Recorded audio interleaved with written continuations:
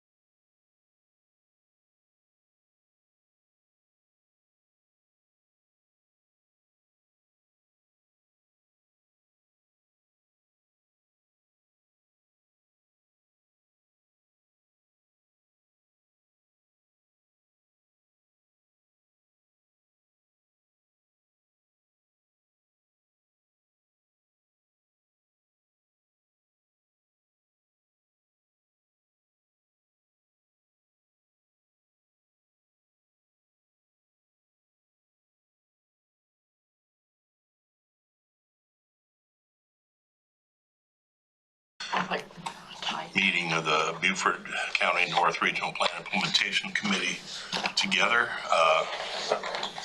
and ask for Pledge of Allegiance.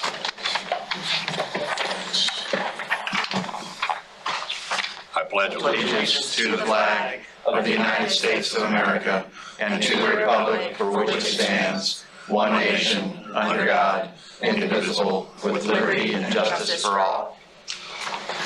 Thank you very much. Appreciate that. Let's go ahead and start by introducing.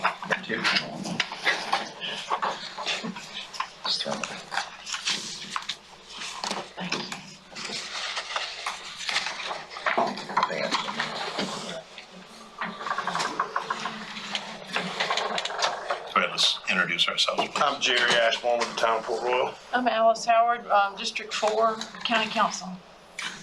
I'm Mike McPhee, City of Beaufort. I'm Stephen Murray from the best small town in the South. All right. And Pappas, Insert you on that. Beaufort County Planning Commission. Mike Tomey, Beaufort County, or Beaufort, City of Beaufort. I'm Jessie White with the Coastal Conservation League. Stephanie Rossi, Elcog. Matt Garn, County Council. Juliana Smith, Beaufort County. Rob Merchant, Beaufort County. Chuck Newton, Sea Island Coalition. And online, Harold Dawson, Beaufort County Council, Representative District 1. thank you. And Mitch Mitchell, City of Beaufort. Oh, okay, great. Mitch, I just don't see your shining face on there. Oh, my apology. There you go. But I don't know why. I don't have it. You're fine, it's probably our side. Yeah. Yeah, I don't have it blocked. You can share the screen, it's not like who's talking. We've been doing Zoom for 2 years. We still haven't figured it out. Everyone's like the first one. Can you hear me? Right. You're on mute. I'm on mute. You're on mute. Well, I want to congratulate everybody for being able to get here and so that we have a quorum. Really appreciate that. FOIA requests have gone out. I see that notification. We finally get to approve minutes from back in November, which was the last time we had a quorum. So I'll Move to approve. Second. move in a second. All in favor of, please signify by raising your right hand. Any opposed? Motion carries. Do we have any citizen comments at this time?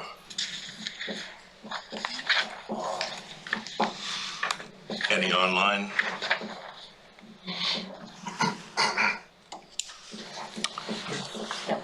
Seeing none, we'll move on to our first item on the discussion, and that is Stephanie Rossi. And if you wouldn't mind, we'd love to see a presentation. Sure. Where's the Thank you.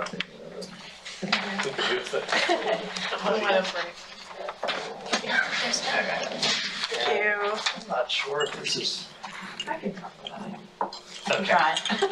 Sounds good. All right. So I just wanted to give you an update on the Military Installation Resilience Review, or our LOWCOUNTRY MER, as we've been calling it, because it's quite a mouthful. You can go on to the next slide. So just for a little background, since it's been a little bit time since we've last talked, and different people have been here at different times, so I just want to kind of give a quick overview, just background. The grant was awarded back in 2020 from the Office of Local Defense Community Cooperation, previously known as OEA, or Office of Economic Adjustment. This is the same office that does like the JLU studies, which I'm throwing out more acronyms, Joint Land Use Studies, as and those types of projects that we've done in the past with them. NRPIC has been serving as a policy committee, and project kicked off in March of 2021 once we officially had our consultants on board. We did some legwork ahead of that, but that was when we officially started getting going. And then we've had several stakeholder engagements. Primarily the bigger ones have been through July and November of last year. Okay. So why MER? What is this? And I usually hate to read a slide, but this is actually the definition right off Old CC's website, just because some people, there's some confusion what it is, even among the people doing these projects, because they're very new. Military installation resilience is defined as a capability of a military installation to avoid, prepare, or minimize the effect, adapt, and recover to extreme weather events or from anticipated and unanticipated changes in the environment conditions that do or have the potential to adversely affect the military installation or essential transportation, logistical, and necessary resources outside of the military installation that are necessary in order to maintain, improve, or rapidly reestablish installation mission assurance and mission essential functions. Longest sentence ever with the biggest words, but I got through it. Okay, so what does that mean for us?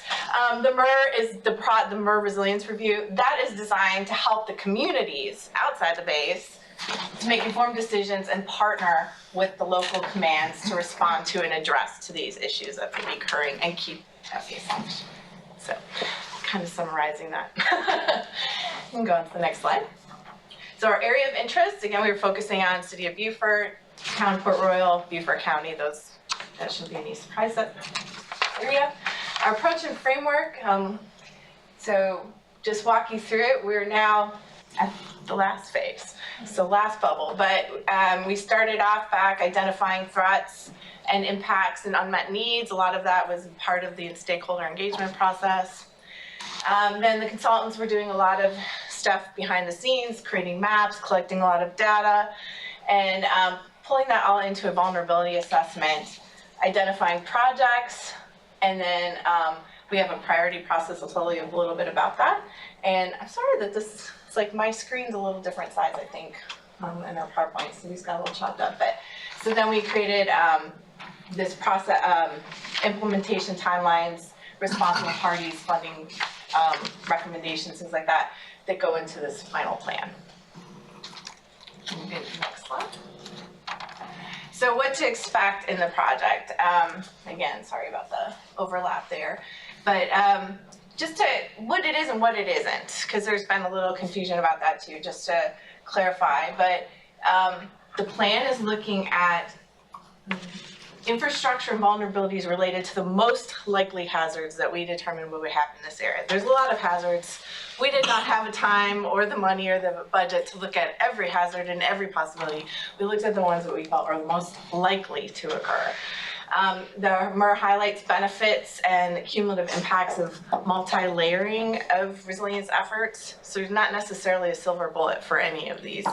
And then we have a solution toolkit in the plan that looks that's based on the vulnerability and infrastructure types again, going back to the most likely to occur. There's a lot of solutions and things out there, but we are focusing on just this more narrow scope. And there are structural and non-structural recommendations, so policy versus actual on the ground, groundbreaking type of things. So what's not covered? We are not doing a review of the installation itself. They do that. They're not going to share their sensitive information with us. That has been, and they've done a lot of work on their bases themselves. I'm sure some of you are very familiar with some of the things that they've done with their solar panels and road grazing and things like that. We do not, again, as I mentioned, we do not comprehensively cover every possible hazard, and that we do not go as far as to going into design and engineering. That's kind of that next step where we start getting funding and go into that process. And then the next one. So I've shared this before, but just want to remind folks that we are building on previous work. Starting to get that drive out. Previous local work that's already been done. So I mentioned we've done some joint land use studies in the area. They've been done for back in 2004 was one of the first ones. In 2015, they were updated. The sea level rise task force work. There was a sea level rise infrastructure report that came actually funded out of the old CC department. Envision Beaufort, Greenprint Plan, LOWCOUNTRY Hazard Mitigation Plan, People in the Economy. There's a lot of things already existing in place that we have been taking the information from. Next slide.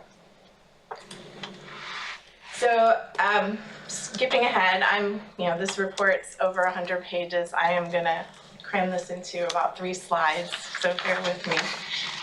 So the vulnerability analysis, they looked at threats, infrastructure typologies, and I'll explain a little bit more about that, and then vulnerabilities, and then looking at what kind of toolkits made most sense for these. So they classified the infrastructure into natural, physical, economic, and social infrastructure. And that's explained a little bit more and much more in depth in the report and what that means exactly. The consultant team also did modeling the prioritized threats, so those hazards and threats that we thought were the most likely to happen, and then probabilities based on the frequency, intensity of those types of events. And then based on all of that, I'll go to the next slide. Let me go a little bit more sense there. So this is like 3 chapters I kept into one. So the vulnerability analysis took a look at those hazards. So those are the hazards we were talking about that we're focused on in this report: hurricanes, tidal inundation, coastal flood inundation, coastal geomorphology, sea level rise, and rain bombs. What's rain bomb? I know, I was gonna say. 5 inches in an hour. Yeah, like a macro burst of,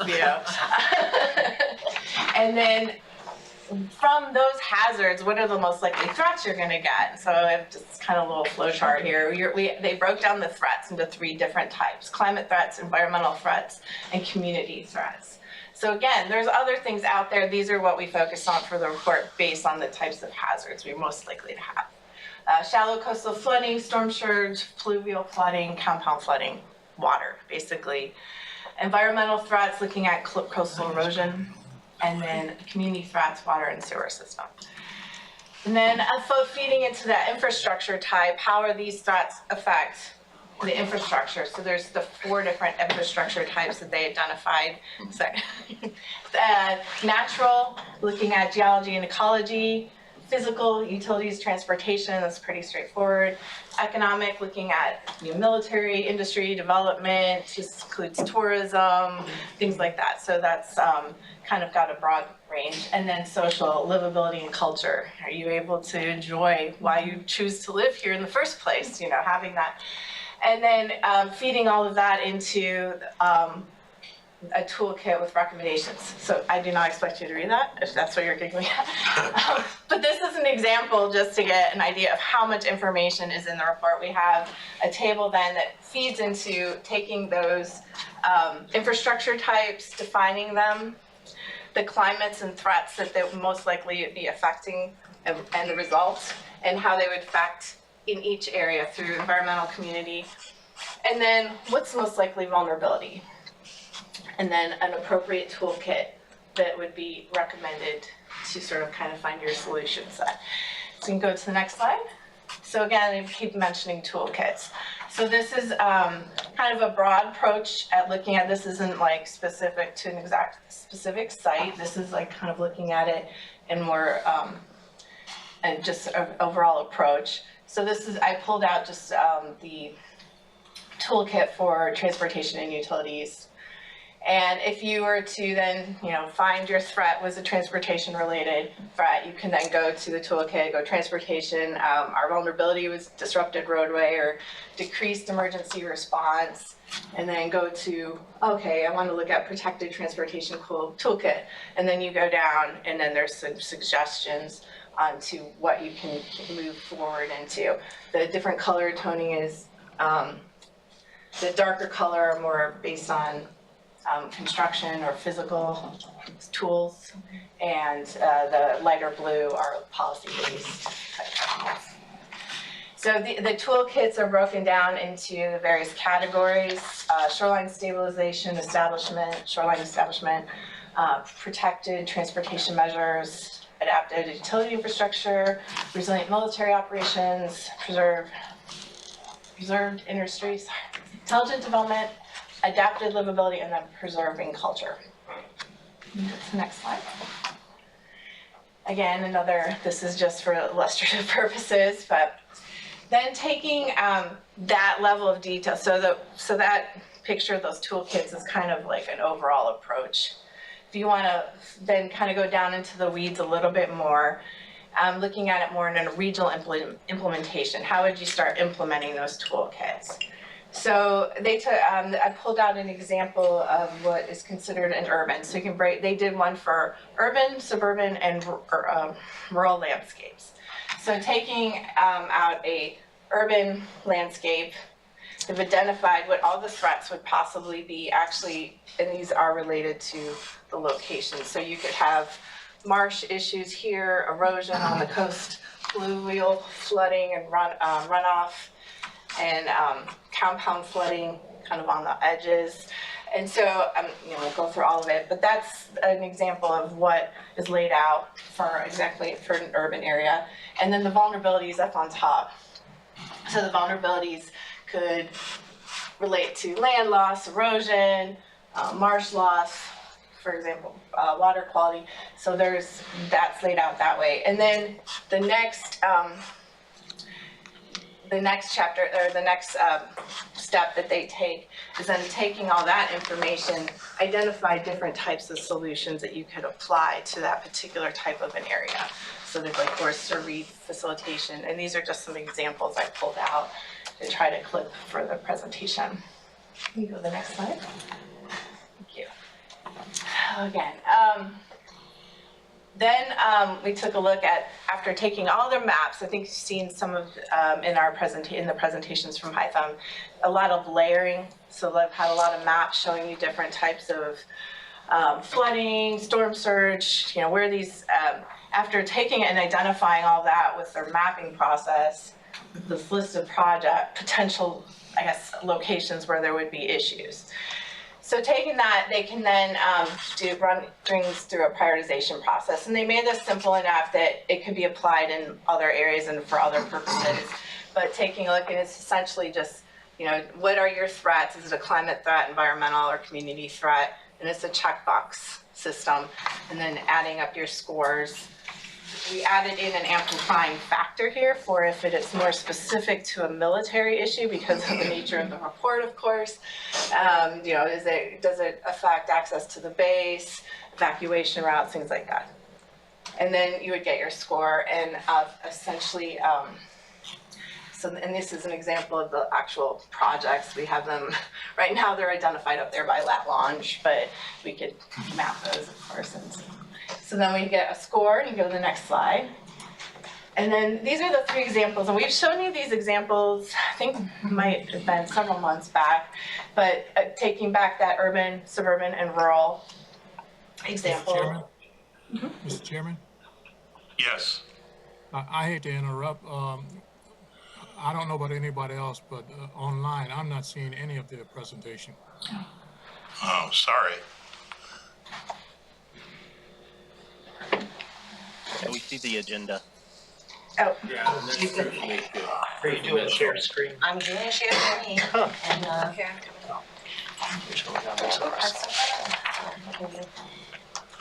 I think it's sharing window. Not open. Michelle, could you start over, please? You turned over to Hypo. He's online, he should have cut himself off when that started. You're doing it now. At the same screen. Is that any better? Yeah. You seeing it now? That's great. Okay. All right, well, I apologize for the other 10 slides you missed. They were real pretty, though. Oh, yeah.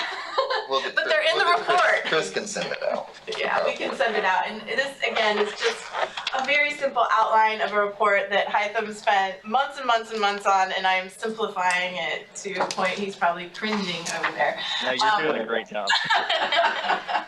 So our prioritized projects, again, they ran the projects through the process that I showed on the previous slide that some of you didn't see.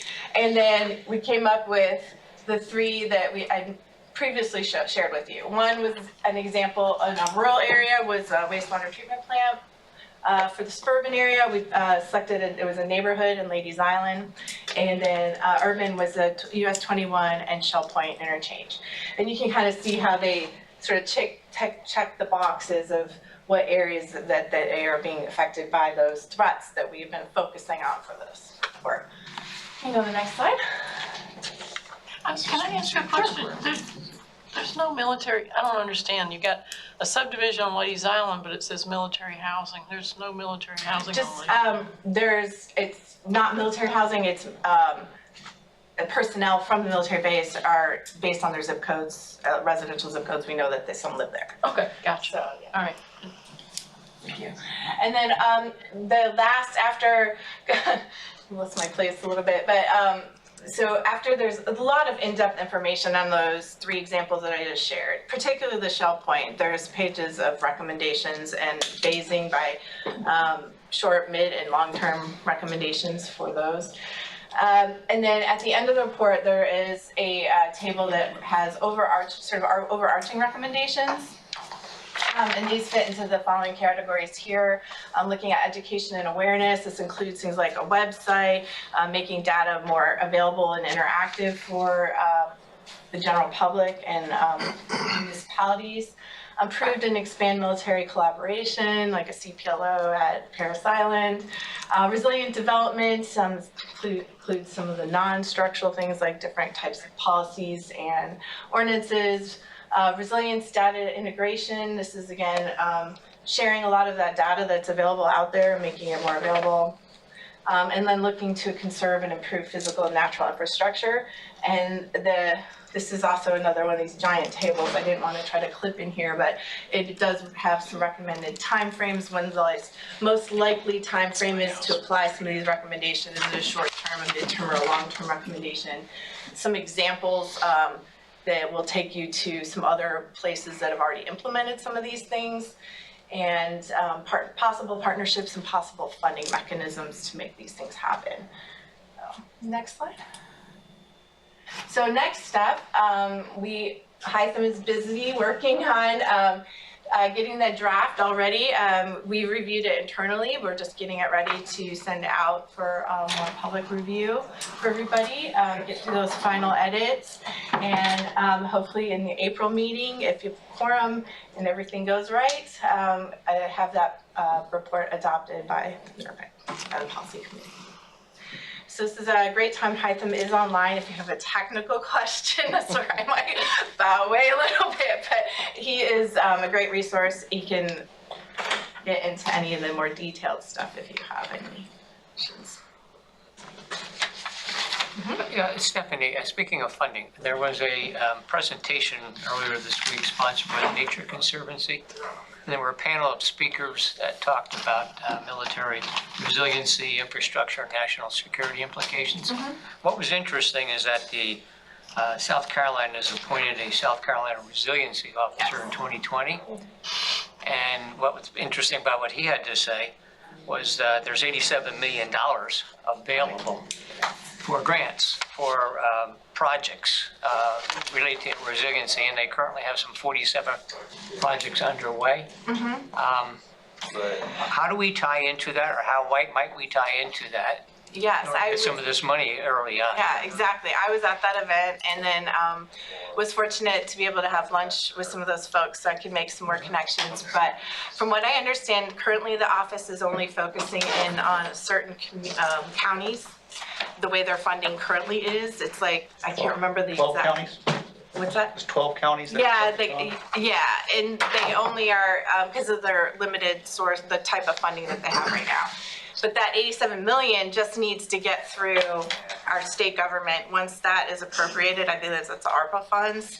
Once that's signed off, which everybody has been anticipating and waiting for eagerly, they will have that 87 million assuming that stays in the budget.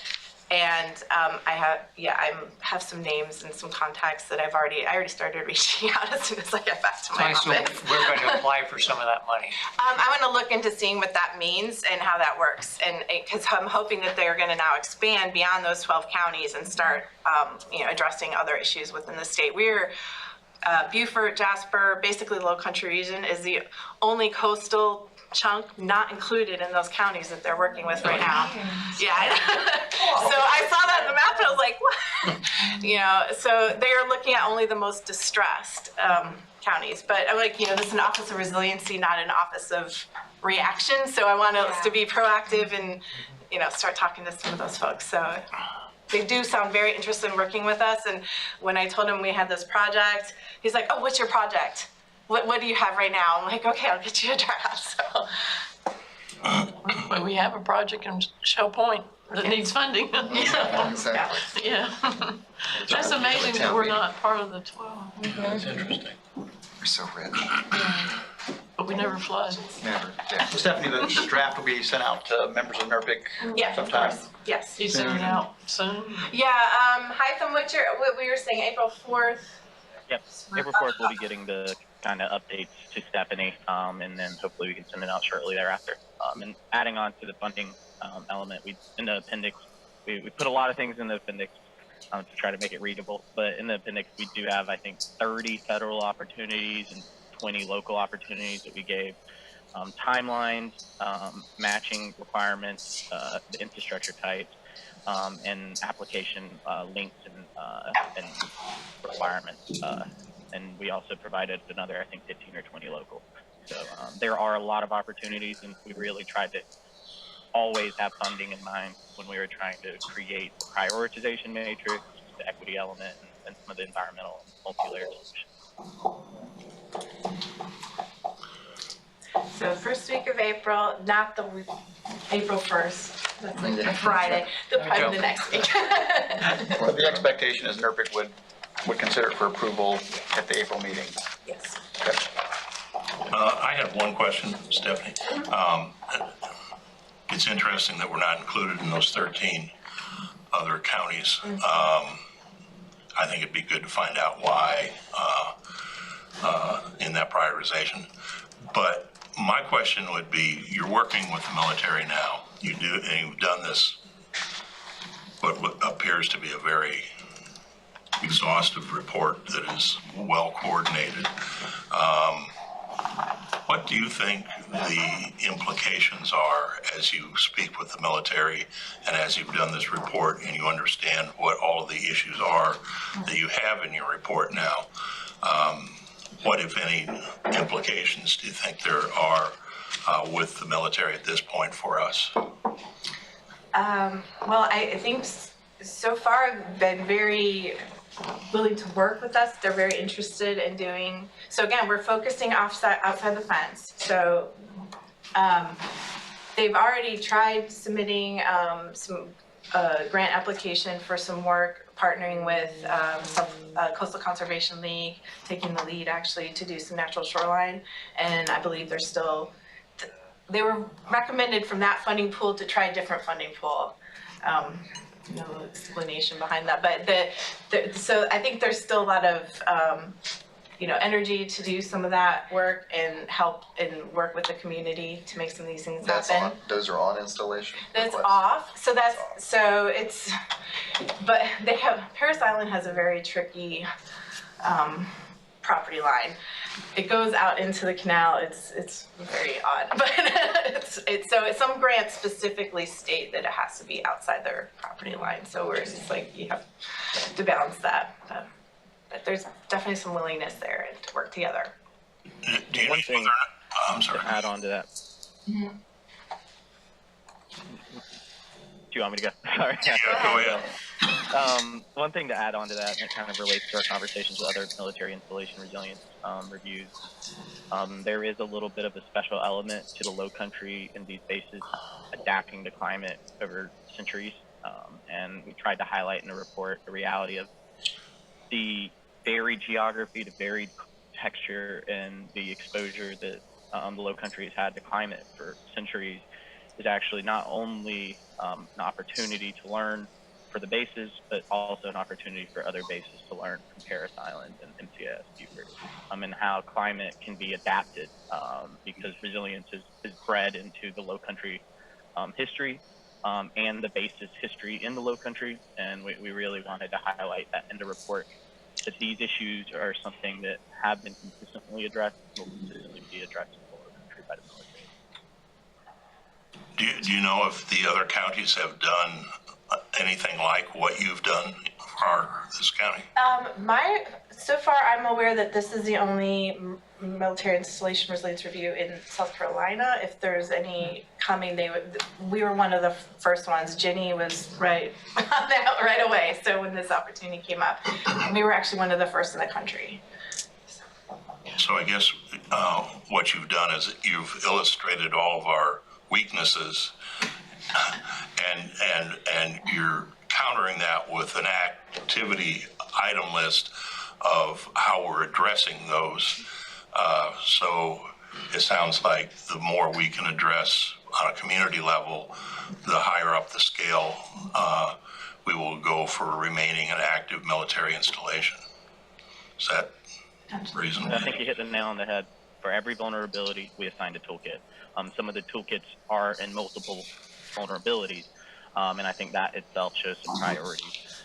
But I think that is a very important point, that we are highlighting a tool to be addressing these vulnerabilities for each one that we have highlighted in the report.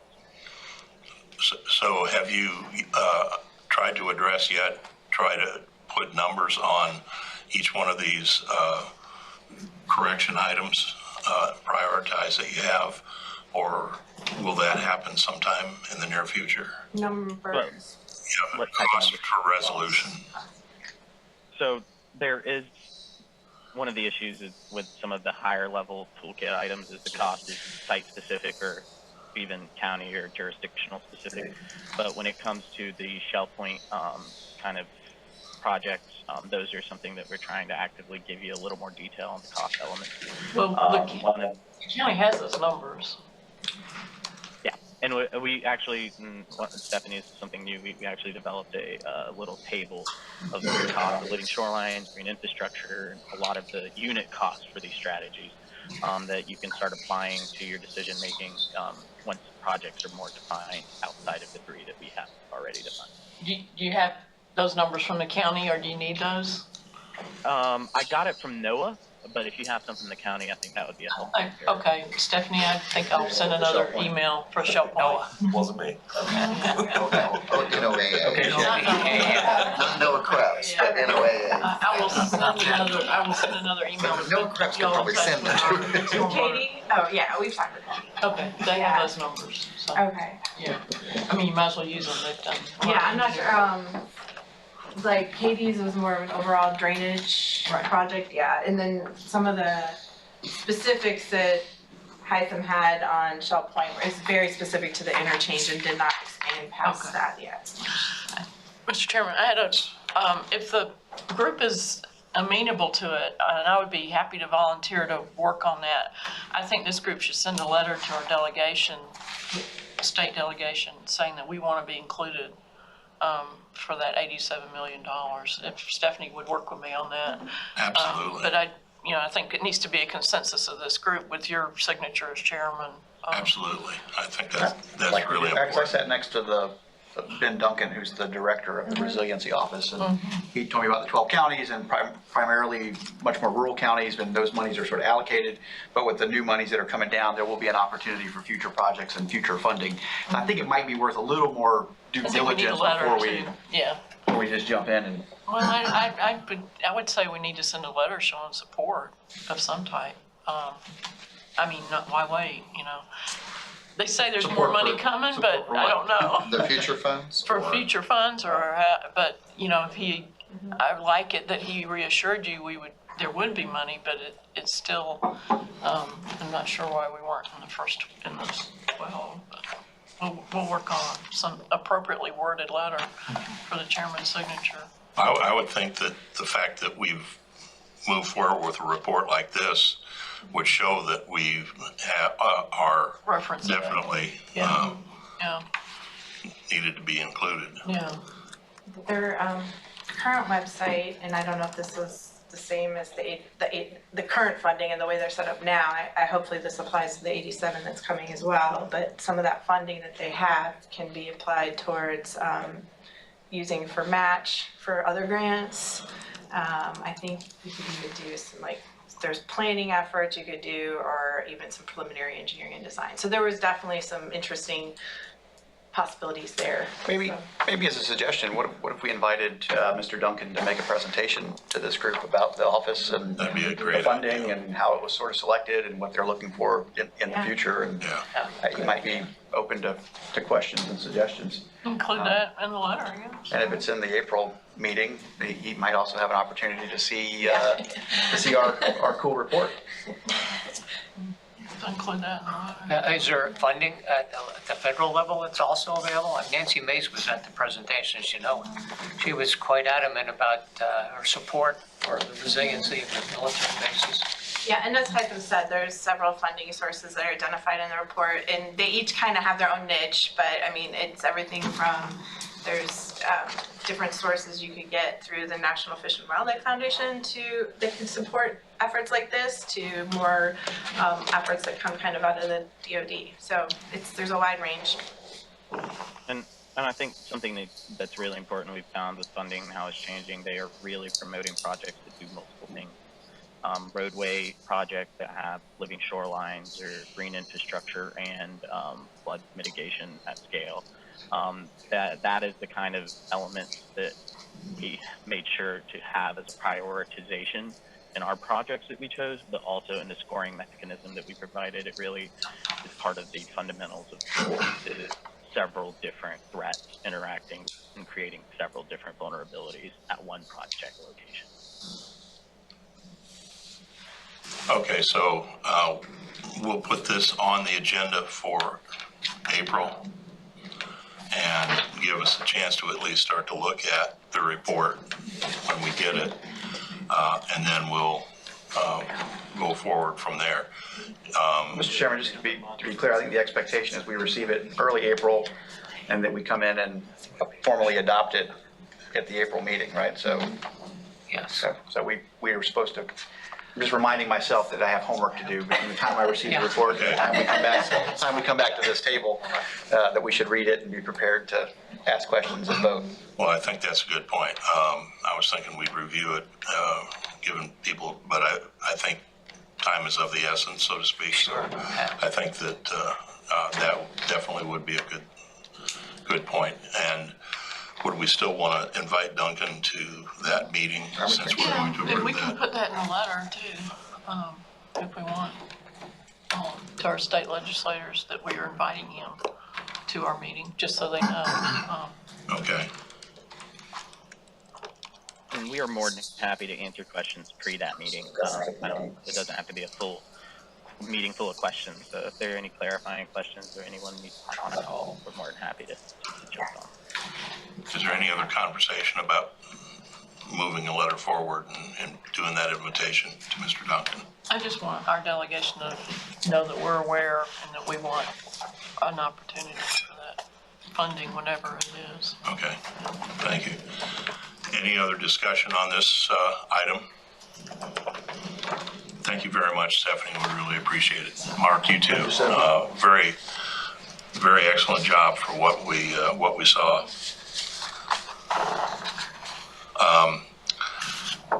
We'll move on to the next item, and actually the next item is the first item on the action item list. And when we go through that, since this is the first quorum that we've had in some time, comments on this action item list, I think it will be important whether we have taken some things off of this list. There are a lot of things left on here yet. If they're left on, we ought to really make an effort to try and address those items. And I'm more interested in, since November, what other action items do we think ought to be going on this list, and see what your thoughts are on those. Maybe before we get into this, one of the things I've noticed that the action item list actually, when we talk about staff from both the city and the county, we have identified different individuals, and maybe it would be a good idea for Rob, you for the county and for the city, to update us on the staffing that you all have at this point.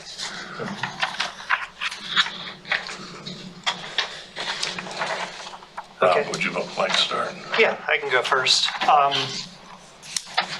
Yeah, we are finally fully staffed in our department.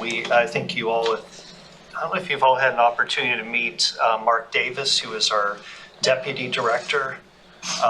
He's actually joining us online. Mark Davis. Yeah. Mark, do you want to introduce yourself? There we go.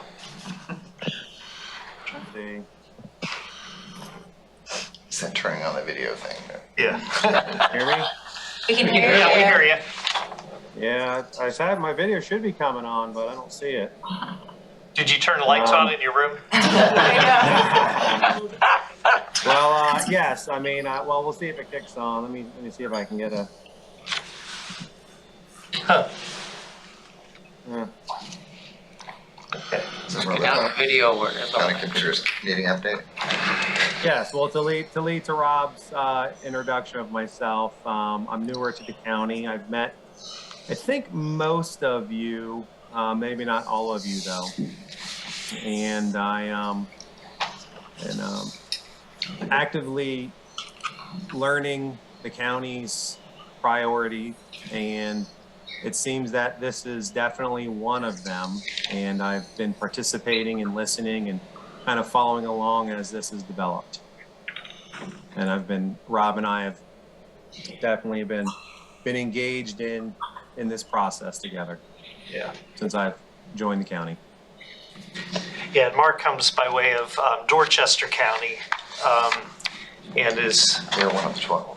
moving to the area. So currently he's commuting from James Island. So he's joining us virtually, working some days in the office and some days remotely. But we are happy to have him on board. We have our front desks, finally, our zoning analysts in place. And so it's been the first time, I would say, we went through a period of transition with our former director being promoted to county administrator. So we're excited to have full staff. Thank you, Mark. Thank you, Rob. Appreciate that. City, any updates on staffing for the city? Our planning director resigned, so we wish Mr. Bouchard well. Our senior planner, Dan Frazier, he's also resigned, took a position in the town of Bluffton as a planning office, so wish him well. We have a sort of interim planning director, Rico, keeping the seat warm across the street. We've hired a firm, let a job description, so they're collecting applications. So if you know anybody who's looking for an awesome job at the city of Beaufort, working with awesome people like Councilman McPhee, obviously You let yourself off that a list? background in historic preservation, form-based codes. Please send them our way because we're looking for the right folks. I'm also excited that sort of germane to our planning office, we've hired Dover Cole to come and help us with our strategic planning retreat, which will be April 27th and 28th out at the St. Helena Library. So appreciate the county and library making space. It's an awesome place. But we're going to start going through a number of code items and code issues that we've been sort of collecting for the last couple of years, and let Mr. Cole help us navigate the nuance of a very specific form-based code. But excited about future opportunity of getting the right people in place. We still have the consultants with Metters, 2 architects on contract handling historic review projects and design review projects. We have several sort of junior planners in the office, and so workflow is not stopping. We've got a tremendous amount of work, especially within the historic district. But again, looking for opportunity. And if you know of anybody who's looking for a planning job, I'm looking at all you planners. Steal any of them. No, we don't want to steal anybody. Steal anybody. Very low. Here's my card, Rob.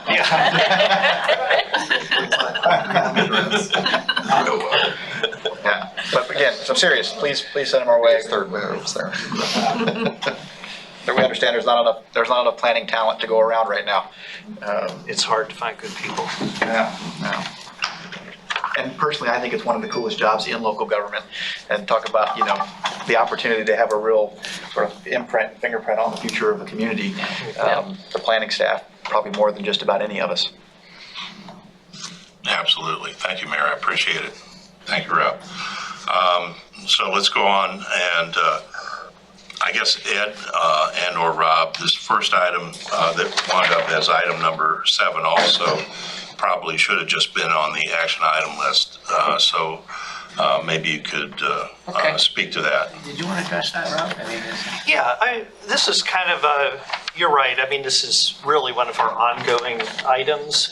But this is, I guess, kind of revisiting. I think that we've kind of concluded that we have an intergovernmental agreement in place that governs, the growth boundaries and the role of the municipalities and county, both within and within the outside of the growth boundaries.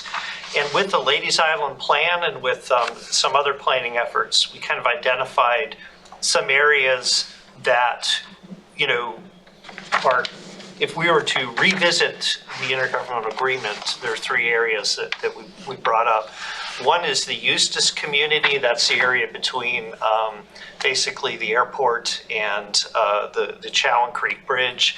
And I believe at the last meeting or back in November, around that time frame, we agreed that doing a joint land use plan in conjunction with the city, that this would be something that we could undertake more at the staff level, just coming up with a framework for what we believed was acceptable, so that if land is annexed in that area, we're kind of working off the same sheet of music.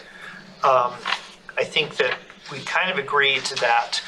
Drawing a growth boundary presented some issues with the city because you already have land within your jurisdiction, distant island, and it would forever, those areas would be forever disjointed from the rest of the city. So that having this joint land use plan to work as a framework, so if land is annexed, it's not, it's still following the same vision for that area, was kind of how we left that. Northern Ladies Island, I'm not even sure what steps, but one of the things that we recommend in the Ladies Island plan was retracting the growth boundaries. We have a portion of Northern Ladies Island that is still rural. We do realize that there's some development that was pre-approved prior to the 1999 county ordinance, Pleasant Point, Walling Grove, some of those. Somerset Point. Coosaw Point. Coosaw Point. Marsh Hawk Plantation. Yeah. Royal Pines is within the growth boundaries, or it's within the area in CP. So there are some of those, but I think that what we agreed to is drawing the line, at Springfield and some of those other areas that kind of divide the rural. And then finally, we've been working with the town of YEMASSEE. YEMASSEE, and Matt Garnes is here representing the town of YEMASSEE. They have recently, the Minden Plantation was annexed, I believe, in 2006. But in addition, there's been some large land holdings. Most of them, I think, are covered under conservation easements that have been annexed. But, we've been working with Matt to kind of agree on if we should enter into an agreement with the town of YEMASSEE where we might draw a growth boundary, which would kind of outline where the town would grow in the future and in kind of a joint vision for that area between the town of YEMASSEE and Beaufort County. I don't know if you want to speak to that a little more, Matt. I'll just say that we've been working with the county and other regional stakeholders like the Conservation League on identifying potential growth boundaries, potentially working on Old Sheldon Church Road like overlay to protect the canopy on that road, and especially with more residential annexations occurring on that road. That's pretty important. We've got our zoning board being appointed the second Tuesday in April, and then we're going to get that RFP for the comp plan out. So we're moving right along.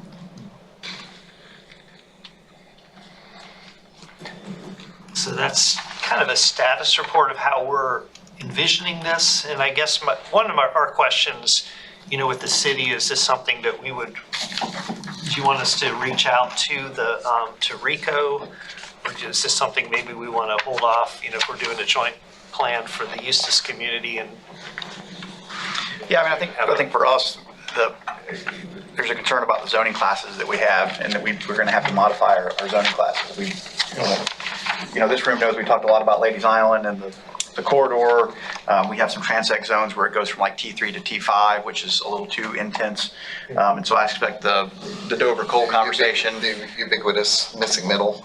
Yeah. And we've already, it's on our agenda for the retreat to discuss that as well. So I think from a macro level, we have to land the plane on a few of those items, which I think will inform some of the land use on the EUSTIS community.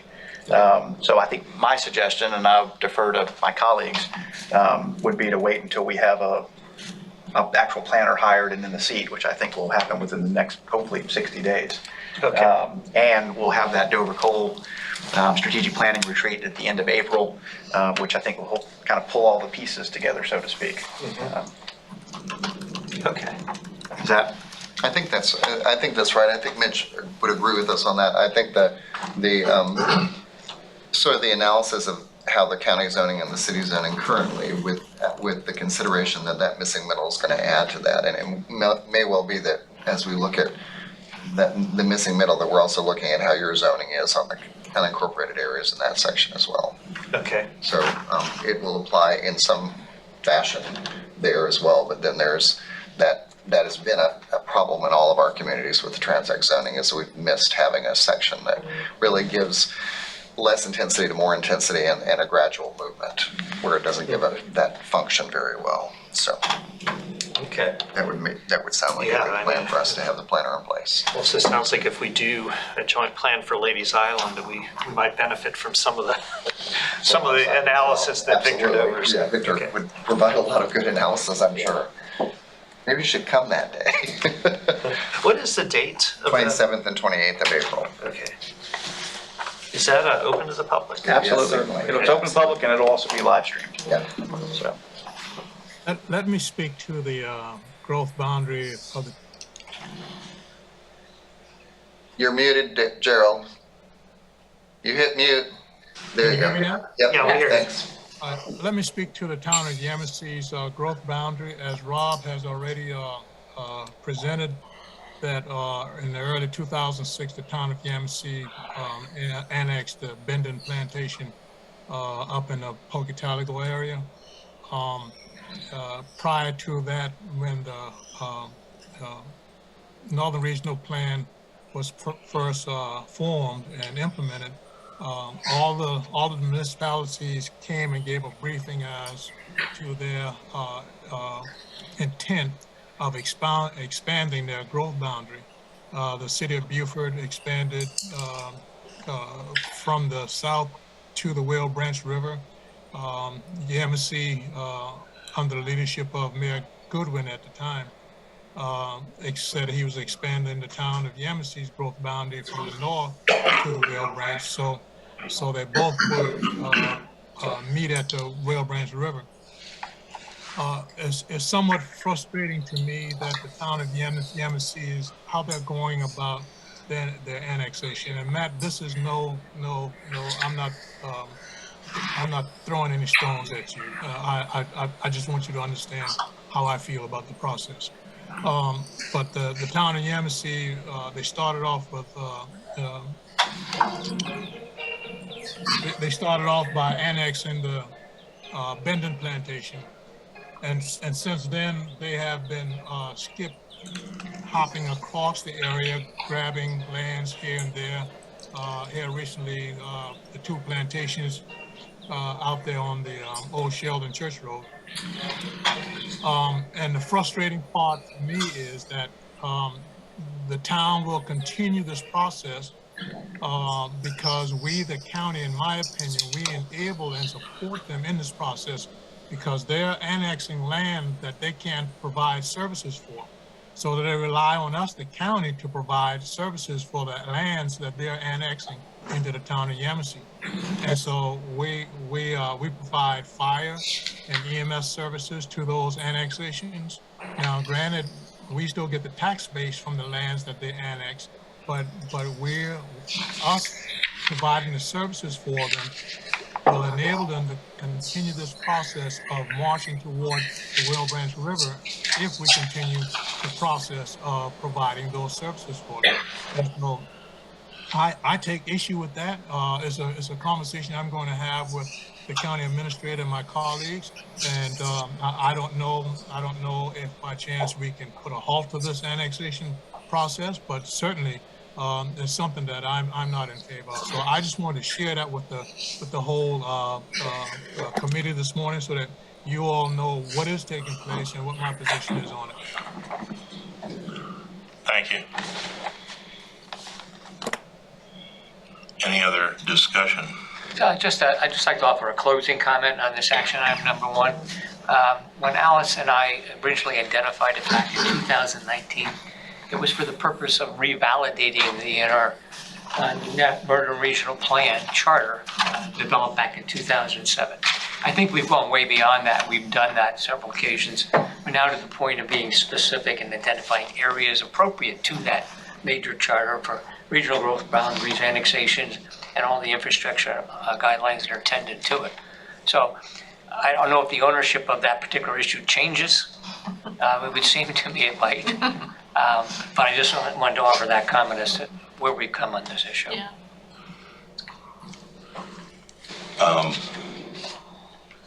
I think that's a good point.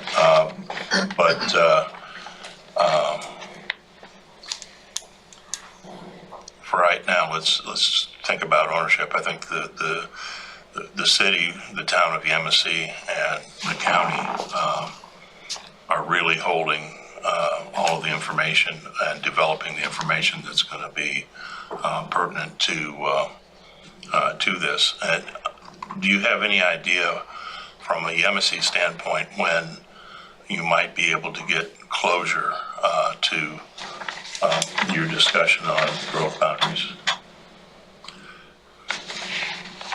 I can tell you it's definitely not going to be Whale Branch or anywhere remotely close. Jesse, we're good. We worked on it, and I believe we should have something probably within 60 days.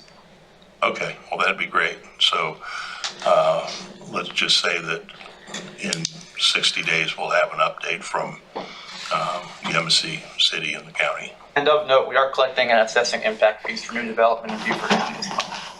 Okay, so we'll put that on the list and then. Excuse me. Thank you, Jerry. Any other? Yeah.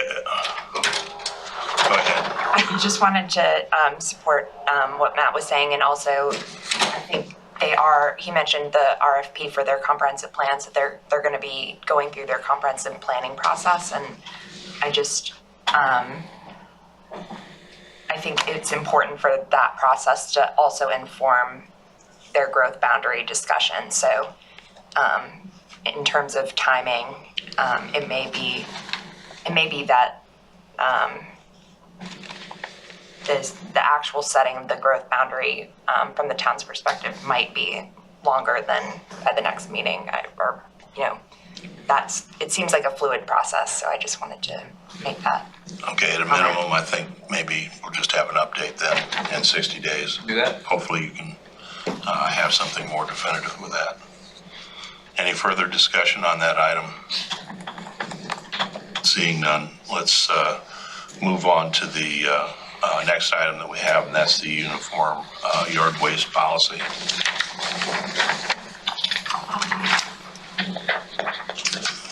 I don't know if the county has contacted the city or not. Our Public Works, Cindy Carter. I don't know. I'll check with, I can follow up and see if they have. Okay. The solid waste is working on their update. They haven't had an update, the county, for a while to their solid waste plan, and they're working through that too, I know, right now, so. Okay. So we'll put that on for an update at the next meeting. Does that sound right? And that also goes to number 5 too. In that plan, they're still working on ideas for curbside pickup in the more urbanized areas, but that's being somewhat addressed too in their updated plan. So For the more urbanized areas, they can just annex into the municipalities and take advantage of curbside without the inequities of some areas of the county being offered up service and other areas not being offered service. I can address the next one about composting too, if you'd like for me to. Sure, please. The county, I just want to make a pitch for this. They have, for $50, you can get your own compost container. Just contact Solid Waste out on Shanklin Road. It's a bargain because the commercial ones are about over $100 or more, and they're very nice, and they're fit in your backyard nicely, and your dogs won't be able to get into it, which is important to me. So that they also are, Rob and Juliana may know more than me about it, but they're applying for a lot of grants and public education on composting and recycling too. So hopefully the education wave will continue. Okay, thank you. We have a lot of EGs in here, so I guess, Rob, you're picking up EGs. EG, what is that? Green. Regional stormwater, sea level rise. Yeah, the next one's stormwater, yeah. One of the things I could speak to, our stormwater department has been working in certain communities. They've worked in the Shell Point neighborhood on kind of doing a comprehensive study of the area and looking at drainage, and they're also, I think they looked at the Alljoy community, or they're going to. Yeah. Okay. And they're also going to be focusing on St. Helena Island. And we've been working with the St. Helena community on several resilience issues, but one of the things that this will do is kind of really map out what happens to stormwater during different events or different storm events. And it's also taken into account the impact of sea level rise, on outfalls and how that impacts drainage on the island. And so I think that work is anticipated to be completed this summer. At the same time, I don't know if you want to speak to our groundwater. Yeah, you all may have seen the press release come out. There was an article recently in the Island Packet about the groundwater study that's being done throughout the county. This is in partnership with the University of South Carolina, the College of Charleston, and the SEC Grant Consortium. And we are working with them to install, at this point, it's about 16 groundwater monitoring wells throughout the county in 4 different areas. That's the All Joy area, Shell Point area, Mossy Oaks area, and St. Helena. Specifically in St. Helena, we're looking at the Corners community in Warsaw Island. And so those monitoring wells are anticipated to go in the next couple of weeks here. We're still working out making sure we have permission from all of the adjacent property owners to make sure everyone's comfortable with what we're doing. But the review of what these groundwater monitoring wells are going to do is collect data on groundwater levels beneath the surface of the earth for at least a year, and we're going to compare that to tide level data to get an understanding of how the fluctuation of tides and whatever storm events happen or drought events happen during that time period impacts groundwater, because that will of course impact drainage, but it will also impact our underground infrastructure. Another part of that study, which is I'm pretty excited about, and Stephanie, you were talking about social infrastructure in your presentation, is taking a look at how these communities, how the people can adapt to these changes, anticipated changes of sea level rise, and their capacity to continue finding livability and happiness in their communities. So it's a two-pronged approach, overall a 2-year-long study. And so that is underway. We had our first community meeting with the EUSTIS Warsaw community a couple of weeks ago now, out at the Ladies Island Elementary School, to start talking about the study and start identifying people in the community who might be interested in engaging more deeply. Thank you. Is the groundwater table rising, do you think? We'll find out for sure, I guess, but it's definitely anticipated that there are impacts of sea level rise on groundwater. Yeah, we have anecdotal information, like people live out of Warsaw, harder and harder to. Salt intrusion. Yeah, that and not being able to get septic, land to perk. Right. And so what is happening is that people who can afford these engineered systems can build a house, but not folks who don't want to pay the $30,000 or whatever it costs to. Right. Councilman Glover has concerns for irrigation too. Yes. For water. Yeah. So salinity will be looked at in some of these wells, and some of them, especially out on Warsaw, are going to be placed near drainage ditches to see if there's any relationship between groundwater and how our drainage ditches are functioning, which we anticipate there is, but really help us, I guess, get the smoking gun for future funding and policy opportunities. Yeah, I totally agree. I think that has a lot of impact that we don't really see. Thank you, I appreciate that. Alice, did you, or Mayor, have anything to add to the plastic bag recycling? Oh, yeah, I do. We met Jesse and Juliana and Rob, Jared and Cindy Carter from Solid Waste, Jared Flelix from Public Works. We met and we talked about when the best time to start punching this out again, revisions to the ordinance, and decided to wait till January because we're going to have new council members probably in January on county council.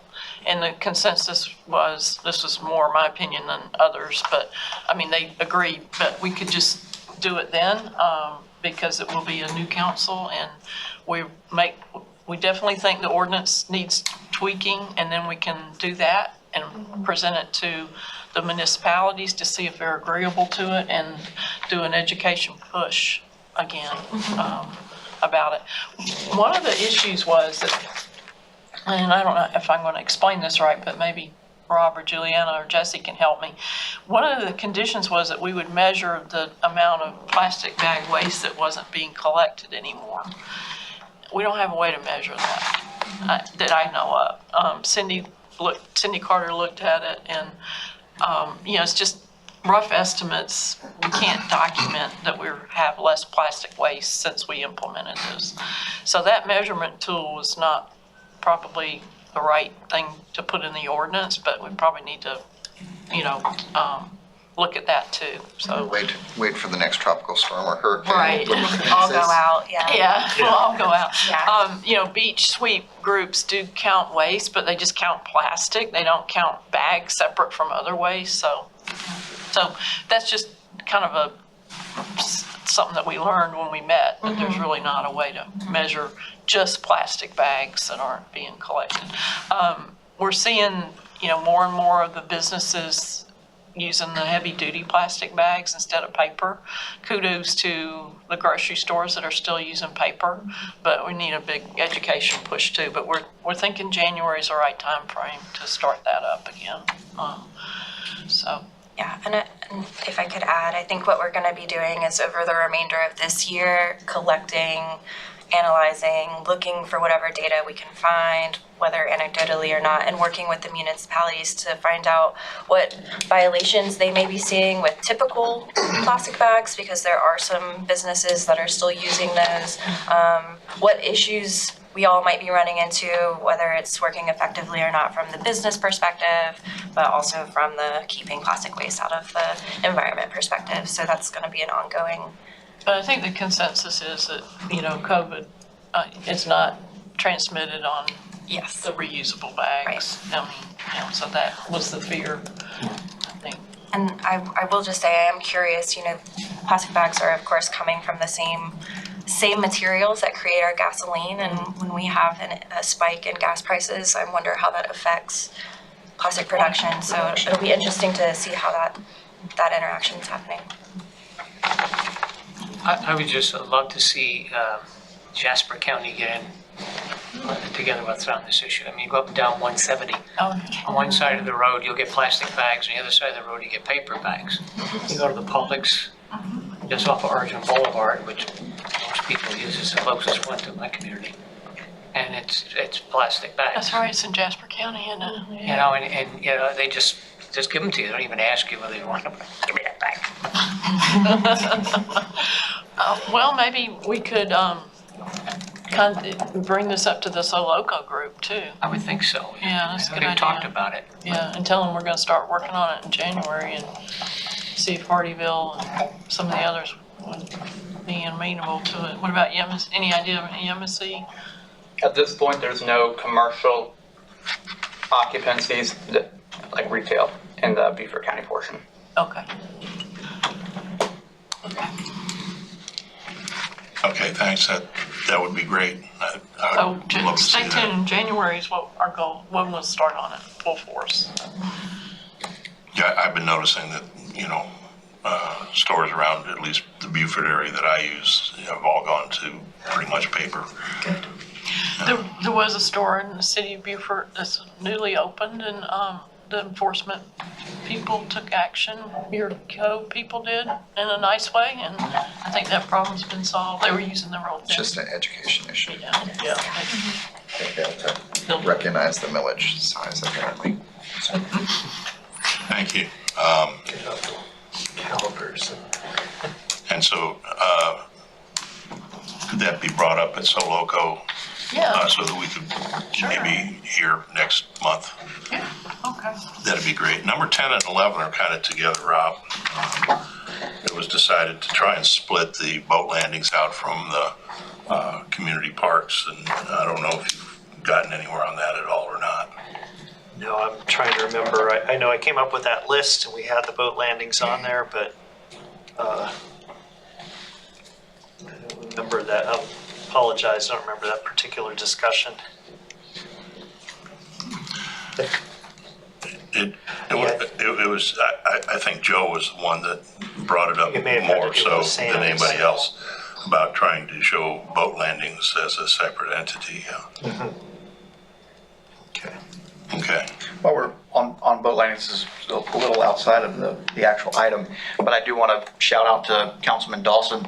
An old family friend of mine fishes out at Cumbie Landing a whole lot, and there's a tree lodged under the floating dock, which has captured a pile of debris with tides, making it almost impossible to launch a boat. And so reach out to Councilman Dawson since it's in his district.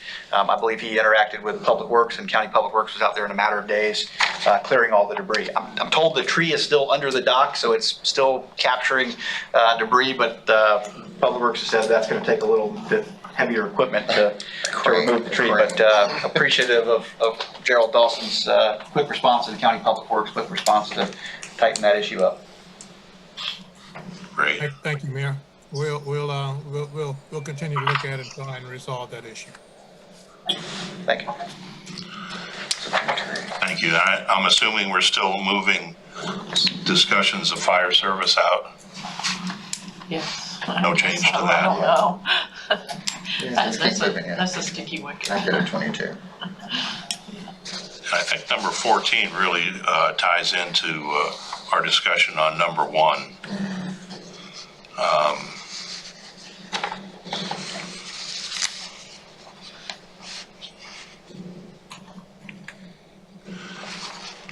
I guess my question would be, since I believe you were saying that you believe that the mandate for NRPIC is appropriate and complete, other than the definitions of the EUSTIS and other, do we need this number 14? What do you need, number 1? I mean, one or the other. I think they're both one and the same issue at this point. Yeah. Yeah, see if I can articulate this disjointed thought that I have in my head.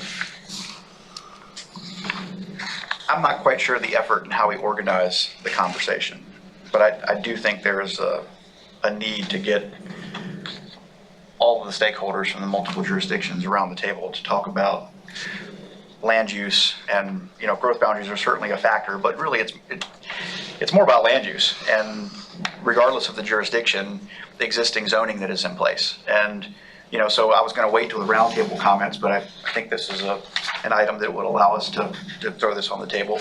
But like right now, there's a opportunity, threat, whatever you want to call it, in the Seabrook-Labico area, where you've got a private property owner who's wishing to develop their property. They've approached the county and the city. The county's looking at the old Labico chemical plant to develop that for an industrial park, which would require sewer to be brought across the Whale Branch Bridge, which could potentially open up development in the Dale Mixed Use and the Dale Preservation District, which I'm told has a significant amount of density that could be allowed, residential density. In Seabrook, whether it's annexed into the city and there's some zoning class assigned, or whether it stays in the county, there is existing zoning now that would allow suburban densities. And so I think we have a bit of a perception that because it's in the unincorporated county and it has, say, a preservation word in the zoning, that it's going to be hyper rural and not suburban. And I mean, Teal Bluff is a good example of something that I don't believe is rural. It's clear cut. It's going to be a suburban neighborhood within the urban growth boundaries. And so, I obviously have a responsibility to look out for the city. I'm also a county resident, and I'm really concerned, and I'm so thankful to hear YEMASSEE being willing to come to the table on growth boundaries for us to have this regional conversation about what the northern sort of part of the county turns into. Because I'm under the impression that we were going to work diligently to make sure that the urban areas sort of stay urban and maybe fill in, thicken up. Nobody likes that word, but nobody likes density either. But at the same time, working together to try to reduce densities and protect these rural green belts around us. And I lose a little sleep, and I'm a little worried that we don't have the right protections in place, and we're not being sort of honest and thoughtful about urban versus suburban. And I don't know if that made sense, but and again, I don't know the effort to get everybody in the room to hash those things out. Maybe it's with somebody like Victor Dover, who can help us navigate that conversation, because obviously there's some egos and there's some history about the growth boundaries. I think there's some misunderstandings about what growth boundaries or what urban versus suburban and land use. So there's an opportunity for education. There's an opportunity for conversation, because I think ultimately we want the same things. We're just maybe using different language from time to time.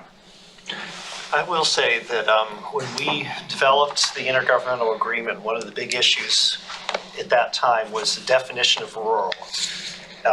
Because rural is not just simply one dwelling unit per 3 acres. It includes some other districts in the rural area, includes our community preservation plan. So all of those things were discussed when we did the intergovernmental agreement and Northern Regional Plan. So I agree about the importance of talking about future growth and what we want to see in the northern part of the county. but none of the things, that Teal Bluff, that area has been zoned to allow that kind of development since, I think, 2003. None of these things are surprises or actions the county has taken since the Northern Regional Plan. It's working with the existing tools that we. Yeah, absolutely. And this isn't to, to condemn or throw shade on anybody. I mean, we've all inherited, these development rights or these development agreements or these zoning classes where most of us weren't even in the room or at the table back then. And or some of us weren't born. The truth. Not me. Maybe. I was born. You and Jesse. So I don't. Again, it's not about blame. It's just that there's this legal framework of property rights and development agreements that we have to work around and under. And so it's more important about, with all this development pressure that we're facing right now, and people wanting to be here, and property owners who see the economic value of that. I think some of us have in our mind rural, right? But then when you see a suburban neighborhood pop up, I think that sort of disappoints everybody. And is there an opportunity for us to work together to figure out how we might reduce some of those densities or reshape those? Even if that means, the city, for example, pulls the growth boundaries back on the north side. I mean, I'm open to conversation. I just think having that rural green belt is really, really important for us long term, so we don't just have an entire region of urban sprawl. I'll call Charleston and the Tri-County area out right now. If you look at the heat maps, they've done a really poor job of integrating commercial and residential so that everybody gets up on one part of the region and drives to the other part of the region to go to work every day, and then gets off work. And if you've been on 26 to Somerville onto the peninsula on any given day, it's awful. And I think we have a real opportunity to try to reshape some of that development before it's too far gone like it is in that region. So again, not about blame, it's about working together to understand. I know we have a great vision, but I'm not sure our regulatory environment allows us to accomplish that vision that I think we all have in our comprehensive plans. And I think this is a perfect forum to do that. But going back to Teal Bluff, I've had several constituents say, how did the county let that happen? I'm like, well, the county let it happen in 2003. Yeah. To your point, Rob. That was a community-based plan that came up with that zoning. And when was the school built and the water and sewer extended? Probably about the same time, but I couldn't say for sure. But the intergovernmental agreement didn't exist at that time for the growth boundary. So, I think it's good to remind people that Teal Bluff was not something that just happened. And with the recession, of course, nothing happened. Right. I mean, from here. And the emphasis, and truly. And this is Mitch. I'd like to weigh in on Sure. I don't know. Can you guys still not see me? Oh, we can see you now. Oh, I can see me now. Okay, good. Well, I'll behave.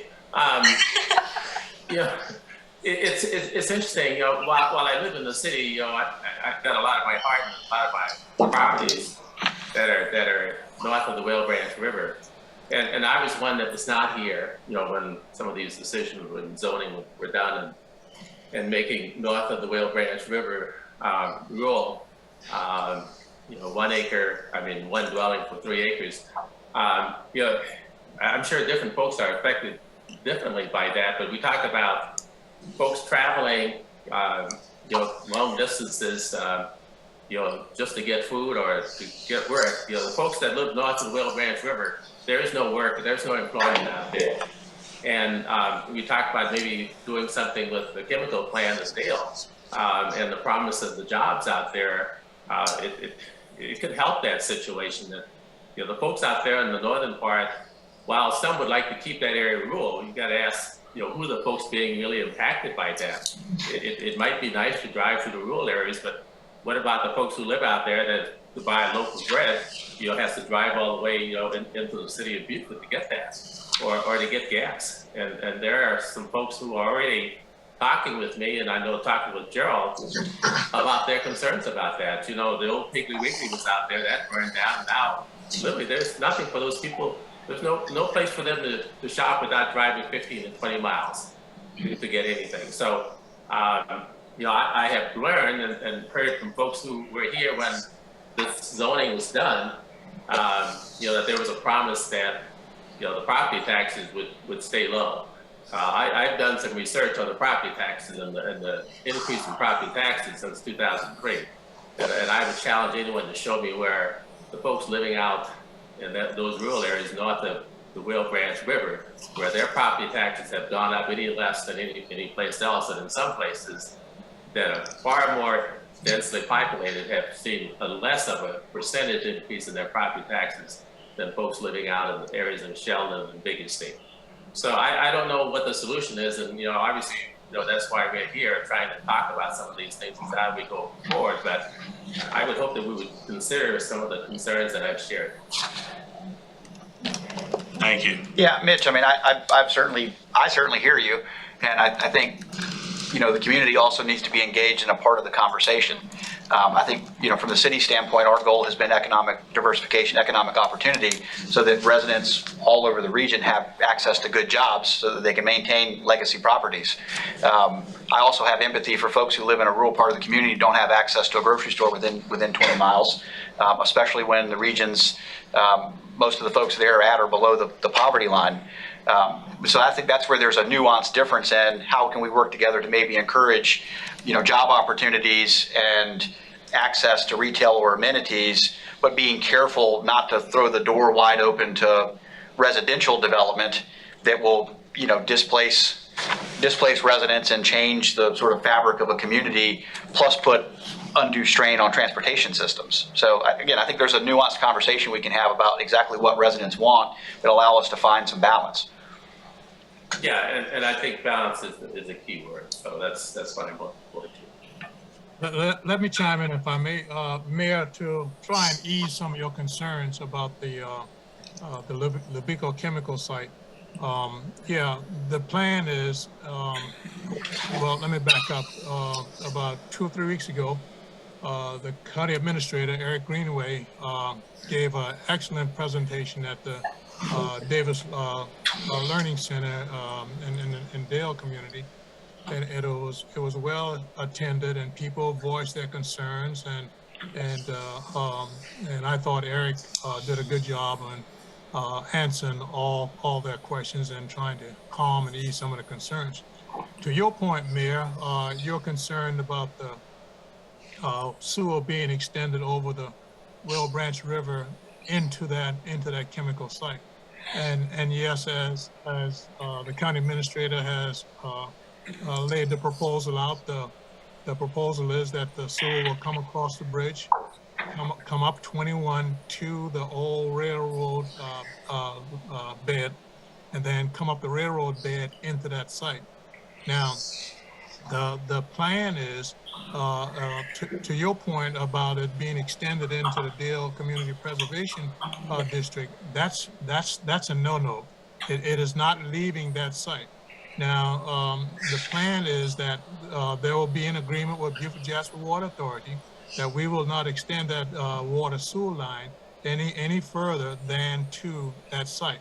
And so I understand you are concerned, and rightfully so, but we're trying to develop this site, this park, to actually make it a meaningful and a meaningful job site for companies to come in and actually develop some good paying jobs into the county, which would provide increase in the economic base for the county, as well as some economic growth for the county and the citizens out there in the rural area as well.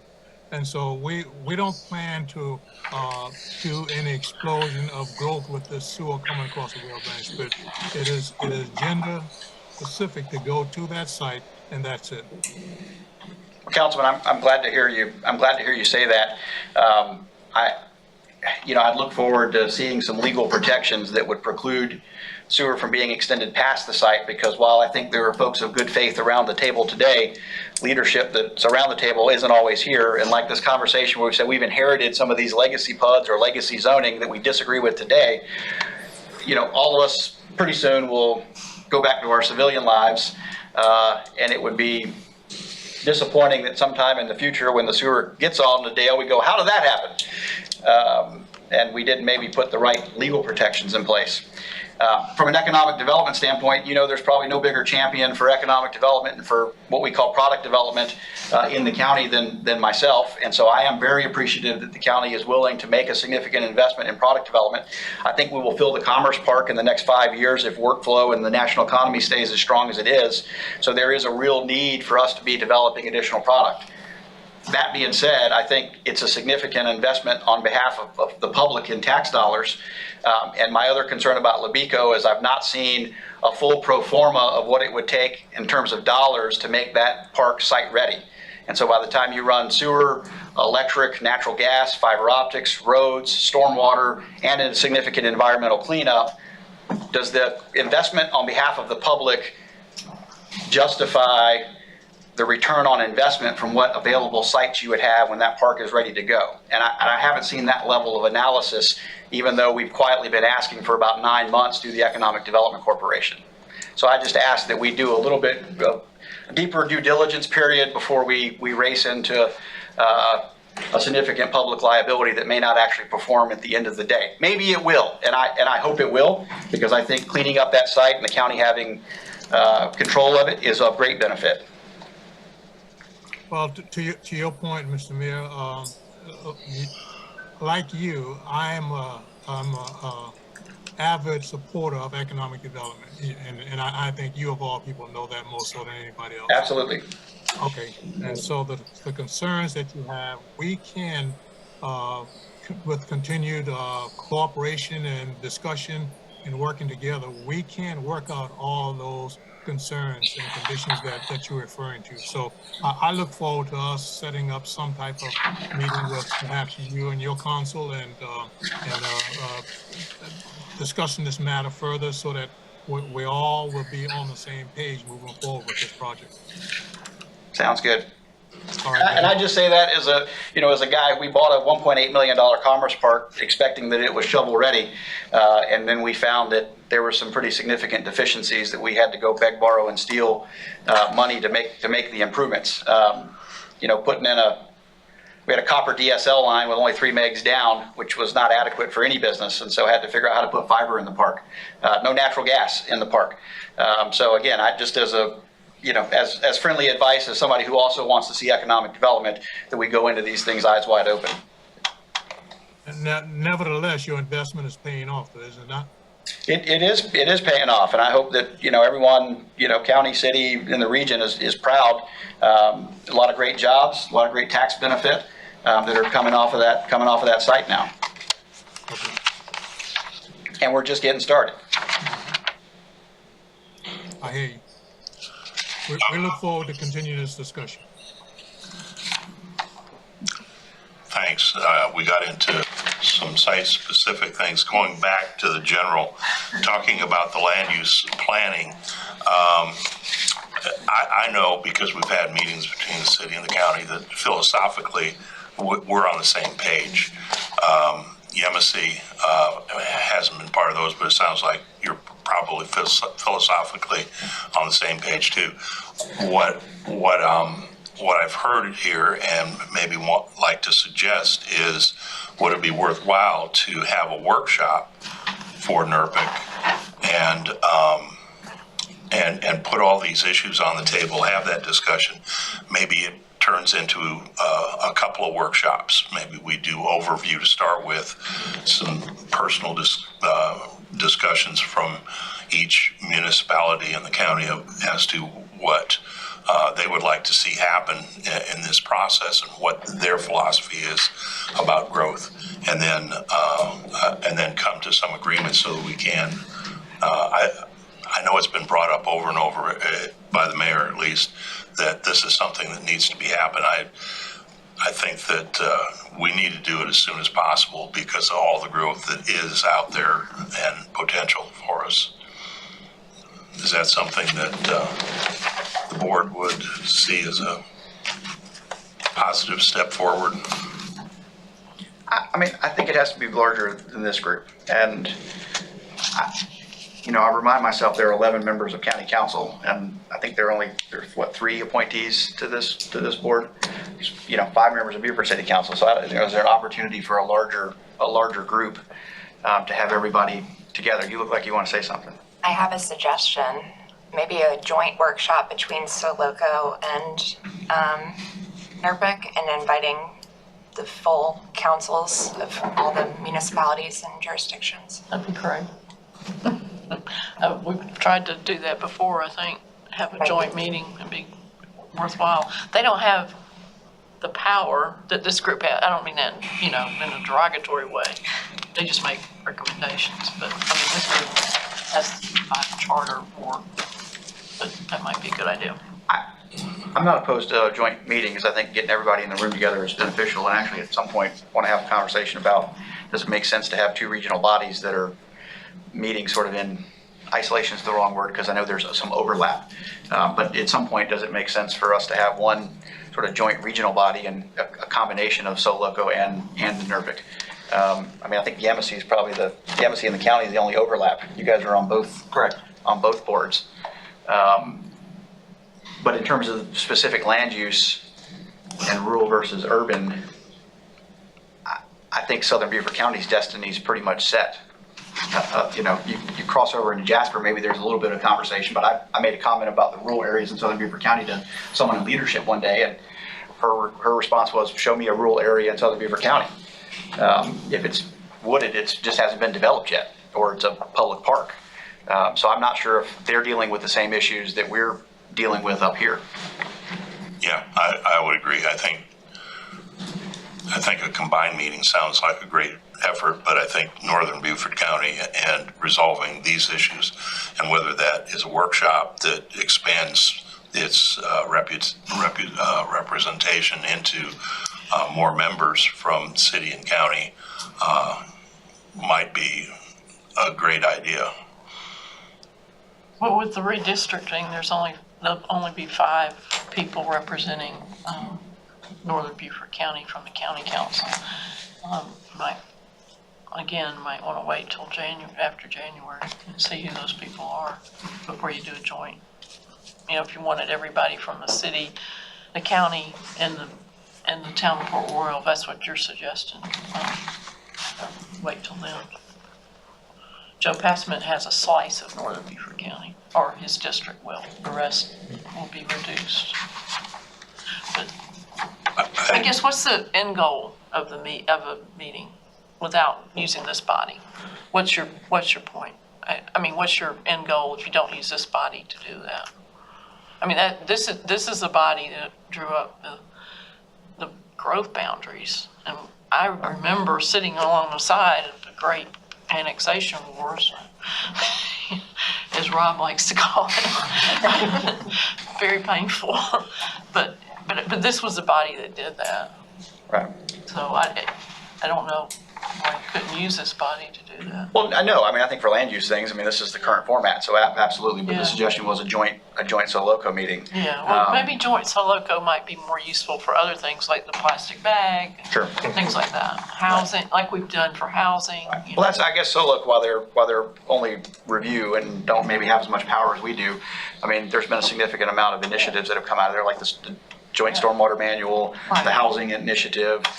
So, you know, there is leadership down there. There are conversations happening, and as someone who's not formally included, that, you know, does it make sense for Port Royal and for the city of Beaufort to be as a part of that regional conversation? Maybe that's something for us to talk to Harry and Lisa about. But it seemed a little odd to me in terms of just having 2 regional bodies that meet separate from one another. And is there?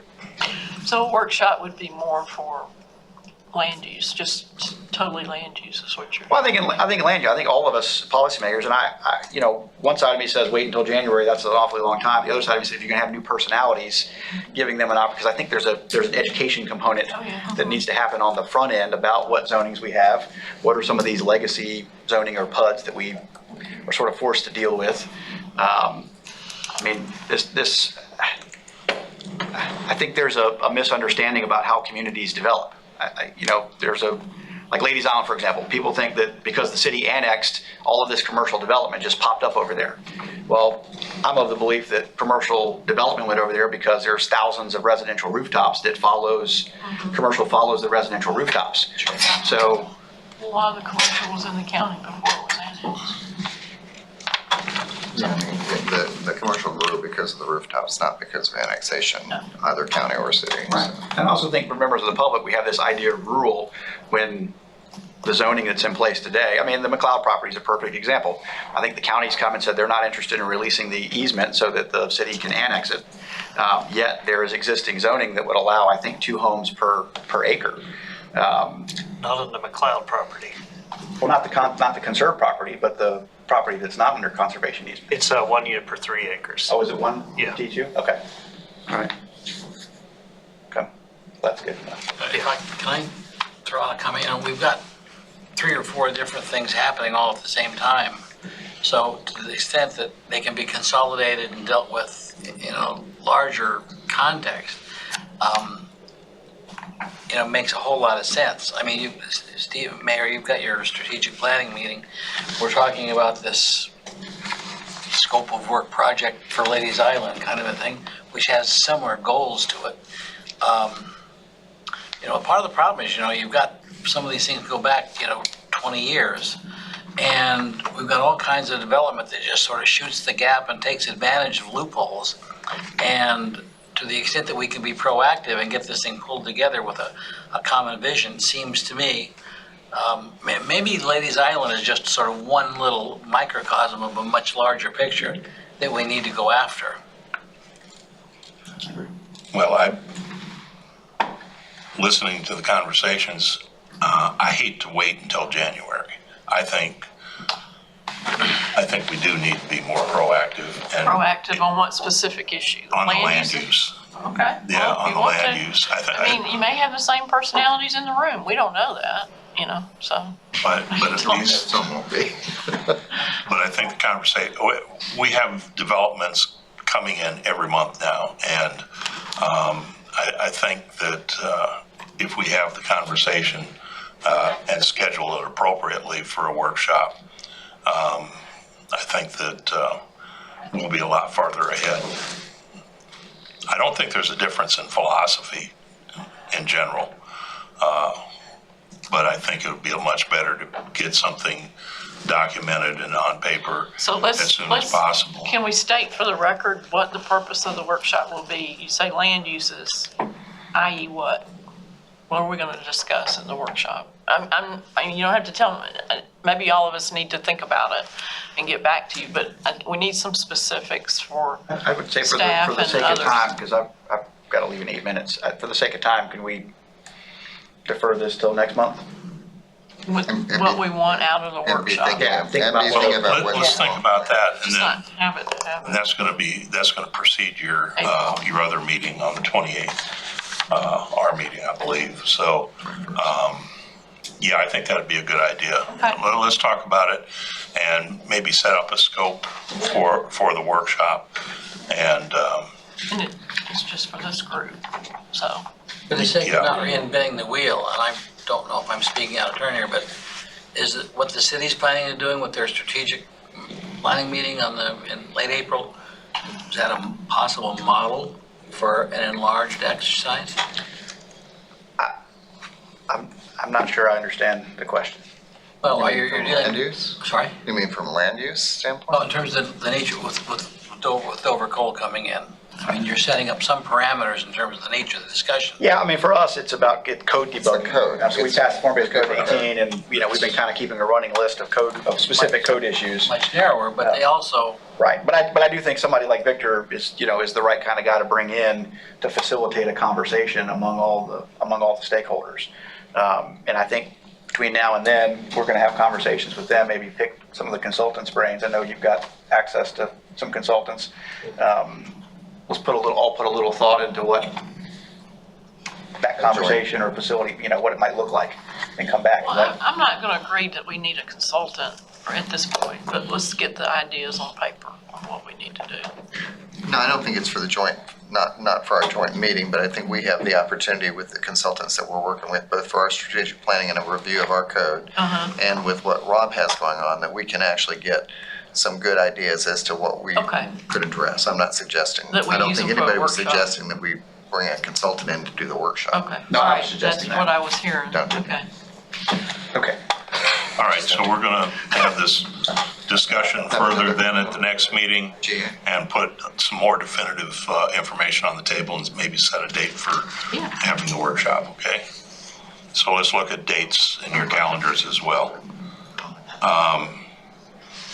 Workforce development is the next thing. Mr. Chairman, may I just make before you change subjects from kind of this land use and intergovernmental cooperation discussion, I just wanted to inform the group that a large tract in southern Jasper County that's right on the border of Beaufort County, it's over 2,200 acres. They are requesting annexation into Hardyville, and Hardyville has convened a multi-jurisdictional meeting for Monday at 1:30 at the Hardyville Rec Center. It's the proposed planned unit development agreement would allow over 3,300 new residential units.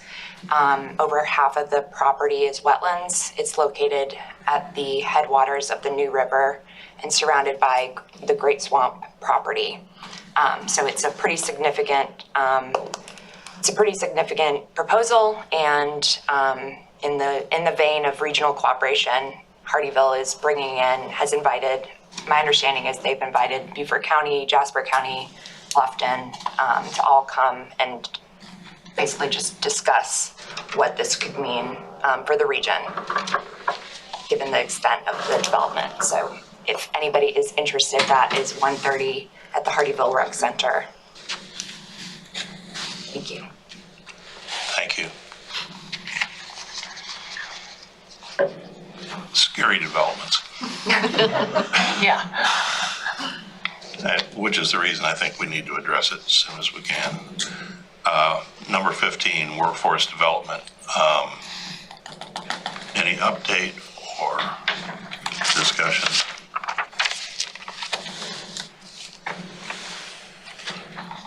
I think back in November, we just said that it's an issue that we would Well, I guess my initials are there. I mean, we're making significant progress. We probably could take that off of here as terms of a responsibility or an item for this group.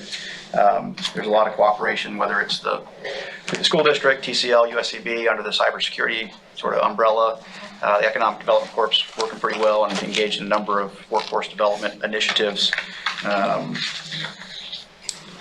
We're looking at some additional military transitioning opportunities and how do we capture more of those folks and make sure they have access to training opportunities to help keep them here. So I'd be in favor of striking it from our responsibility list because I feel like there are a number of players that are in that space and moving it forward. Okay. Any objection from the board?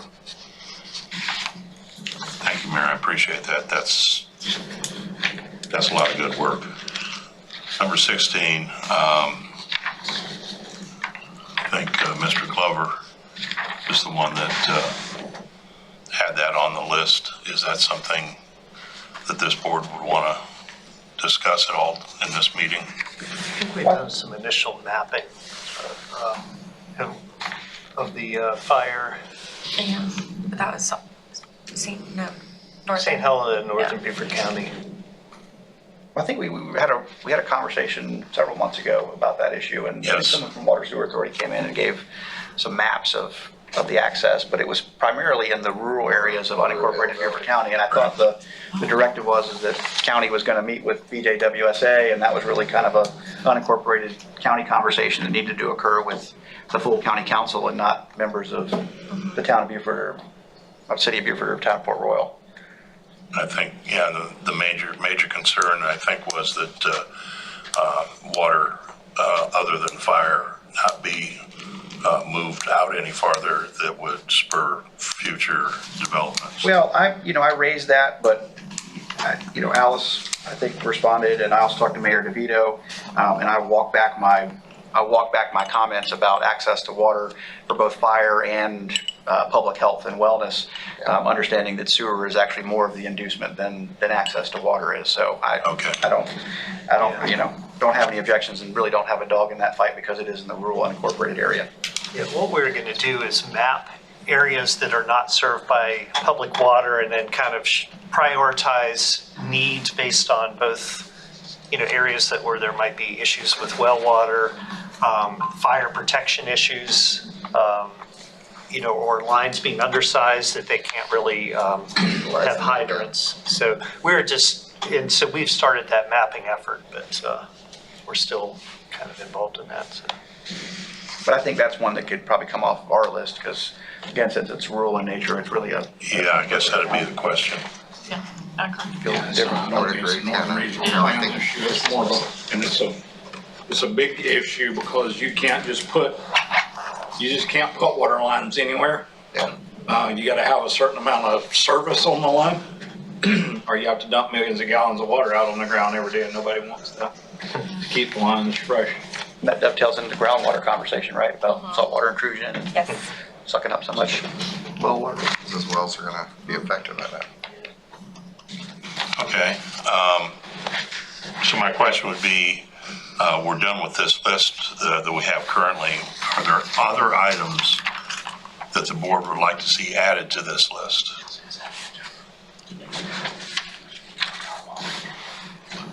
Still a good list. We hadn't solved all the problems. Well, think about that for the next meeting, because I'm sure that there are probably some. I want to add, I'd like to add 2 items. Okay. Or suggest the addition of 2 items. First, I want to say I'm appreciative of the county for including the Charles Lynn Brown Center in the Parks and Recreation consultant study that's ongoing. I know there's a time frame of 6 to 9 months before, maybe a little longer, I'm not quite sure exactly the timeline, but that's going to come back, and that, would that be would this body be an appropriate place to review, since it is a regional plan for parks and recreational activities, would that be appropriate to be added to the list? Would be my first suggestion. Under the community parks. Well, yeah, community parks, except it'd be expanded into parks and recreation to consider the outcome of the county's consultant study. Is that a study that'll be done sometime in the near future? That's my understanding. Yeah, it'll be done in about 8 to 9 months, I think is what the time frame is. So, I mean, I've got no problem with it coming to this body. I mean, it'll ultimately be adopted by the county council. Yeah. Okay, well, we'll put it on the list then and just get updates on where we are with that. So if everybody, I mean, there's objection to it, I think it's a good idea. It won't only be on this list, though. If we do it here, we'll have to do it so local as well. Which, again, it's, the more input, the more oversight you have on things like that, the better off you're going to be. My second one would be impact fees. It may be unnecessary, but City Council looked at the proposed IGAs on Tuesday, prepared some outstanding sort of issues that needed to be reconciled between the IGAs. I believe that's been communicated to, staffs have communicated. I think there's optimism that staffs can resolve the issues and bring back updated IGAs and fees for consideration. But if for some reason that doesn't occur, I think there's going to be a need to get all political leadership around the table to go through those outstanding items and to reconcile them. Personally, I'm a little nervous about saber rattling, and we're all a little guilty, myself included, in this idea that we wouldn't put the impact fees in place if we can't come to some resolution. Because regardless of our feelings, and maybe some of the fees might be exorbitant or the mechanics, I think there is a deal to be made. And given the amount of growth and pressure that's coming and the impacts of that development, we would be foolish as a county and municipalities to not put impact fees in place, to be capturing those monies to help pay for that development. And so I just, hope we'll all keep working towards resolution and getting those things over the hump. Again, that might mean we all gotta give a little on the IGAs, we all gotta give a little on the fee schedules, but I think there's a deal to be made. And I'm just thinking some way to get regional leadership around the table to hash out those differences if necessary. But I'm optimistic that staffs can do that and bring that back to leadership, and that won't be necessary. But in advance of that, I wanted to put it on the table. If we put it on here, it just needs to be an update. I don't see this group getting involved in hashing out the fees or hashing out the agreements. That's up to the elected officials, municipalities, and the county and the staff. We've been working on this a really, really long time, as you well know. And I agree with you, we need to implement it. I don't know that I don't see anything wrong with having an update on the agenda about it at the April meeting to get more light on it. I'm disappointed that the media has not picked up on some of the things going on with the impact fees, particularly the school district situation where they're not being collected south of the Broad. It's just not right for a lot of reasons. But I don't have an objection to it just being on the agenda as an update, but not for us to be involved in the negotiations. Need to keep going on, and they need to be done at a more rapid pace, as fast as we can. I agree. I don't disagree with you on that. I think at a certain point, if the negotiations, in private with staffs can't come to some conclusion, I think there's going to be a need to get political leadership, whether that's all of our councils jointly or just I think it needs to be all of us. Couple members from each body that can get in and mediate. Because again, I think from the IGAs we read and the feedback we got from our staff and what we agreed on Tuesday, we're not that far apart. There are just some minor tweaks to the IGAs that give a little more equitable governance in some of the structure. So I'm optimistic we can get there, but just to be thinking about if we can't get there, how do we get? I think we have to get there, or we're just gonna have to give up. And we don't want to see that. Don't want to see that happen. No, I agree. This is Mitch. If I could weigh in, I just want to, I'm kind of probably somewhere between what our mayor said and Stephen and what Alice is saying is that I think that somehow we have to come to an agreement with the impact fees, with the amount of building that's projected in the county and in the city, and the needs for things like parks and recs and county ongoing needs and improvement master plan study. We have to figure out somehow how to capture that, because a lot of these folks who are going to be living in these apartment buildings will need some place to recreate. And in order, because unlike some of us who are fortunate to have a house, they have an apartment, and they'll leave with the same nothing that they arrived with in terms of equity. So they're not going to get any return on that. And for the folks who are developing these large developments, they need the profit just can't stay in their pocket. It needs to flow to the people that's paying them, and they're the ones that will benefit greatly from this.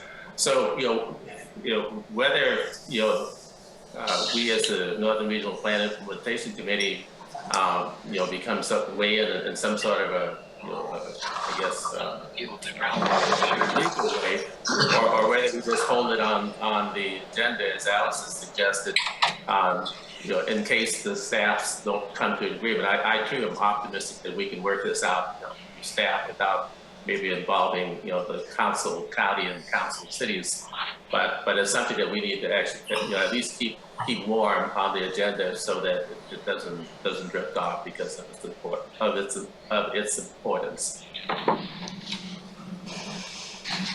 Thank you.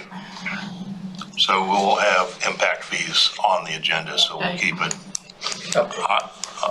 The more light we shed on it, the better. Yeah, if you want to get it done. Maybe we can share that with Jasper County. Okay, we'll go to roundtable comments. I have nothing more. Just everybody go get themselves a compost container. Cool. $50. $50, yeah. Will you come turn it for me then? Sure.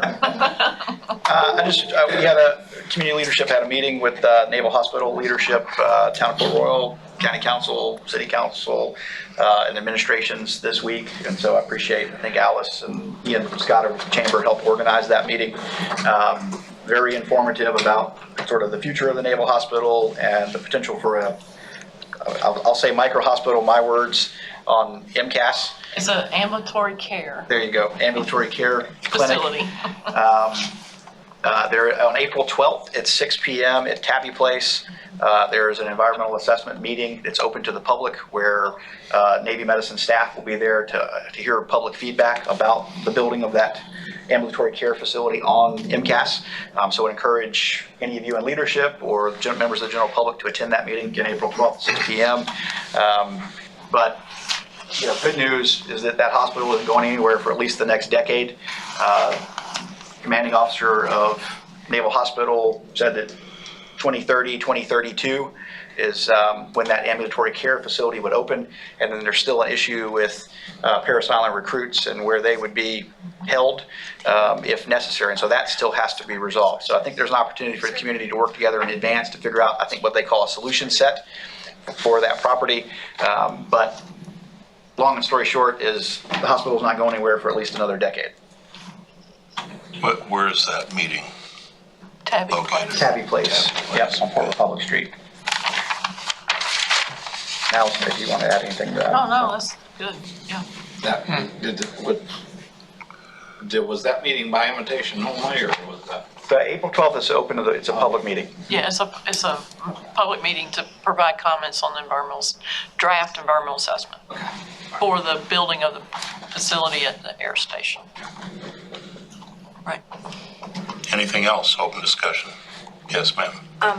We and staff have been working towards getting a grant application together to update the county's above ground historic resources survey, which hasn't been done since the late 1990s. And we would love to partner with any of the municipalities that are interested in partnering with us. I know Noah gave me a soft yes some months ago about going through and being included in that grant opportunity. So I just wanted to put that out there and see if there's any reaction to that.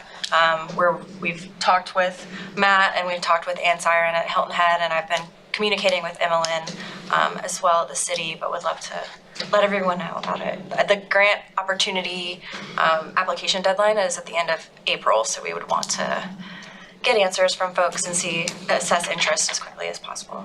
Who were you talking to, the city? Emmeline. I started with Dave, and she kind of picked it up, so. Thank you. Anything else? City passed our comp plan on Tuesday. Woohoo! Oh, yes. So, thanks to everybody who provided feedback. Thanks to NPC. Yeah, thank you, Mike. Did a lot of heavy lifting. Any other? I just have one other comment. I just want to publicly, well, in this forum, anyway, thank Mike Tony for spending time with me at his home, helping me to better understand the Ladies Island land. It's very educational. So, that's it. Thank you. And the county's moving forward. We'll start seeing things happen with all of that. So. And the city gave green light to staff to authorize up to $25,000 the county's match on the Ladies Island planning effort. And we sent we have a draft copy of a proposal of how that might occur. We sent it to Bill Prokop. And so, I mean, we see kind of the next steps is maybe just have an internal meeting and, talk among staff and see how we want to move forward with this. Godspeed. Thank you.